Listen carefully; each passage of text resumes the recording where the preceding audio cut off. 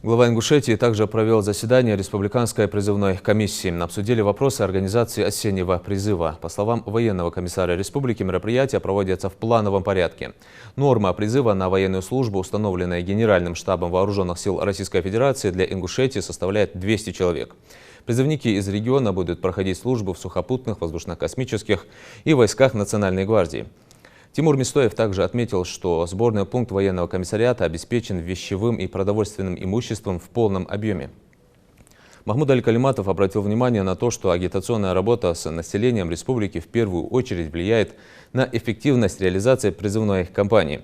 Призывники должны понимать, что год службы в армии пойдет им только на пользу. Именно здесь они могут закалить характер, обучиться профессии и улучшить свою физическую форму, подчеркнул Калиматов. Он также заявил, что призывников не будут направлять в зону проведения спецоперации.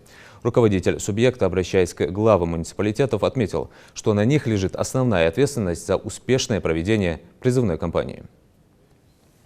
Миноборнауки, Минздраву совместно военным комиссариатом республики организовать установленным законодательством проведение ежегодных медицинских обследований учащихся средних образовательных организаций от 10-11 класса в целях учета и определения их годности к воинской службе. Особо следует подчеркнуть, что на эффективность реализации призывной кампании влияет агитация, разъяснительная работа с населением республики.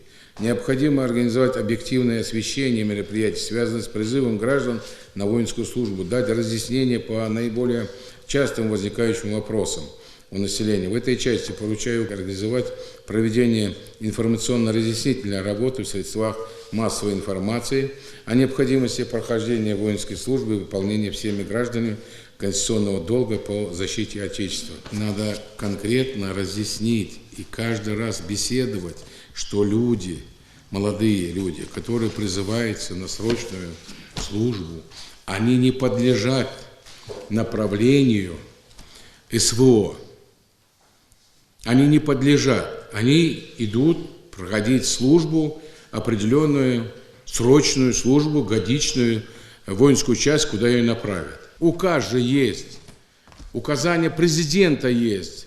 И это касается вот как раз глав сельских поселений, городов, районов и кто на земле комиссариата находится. Надо им разъяснять.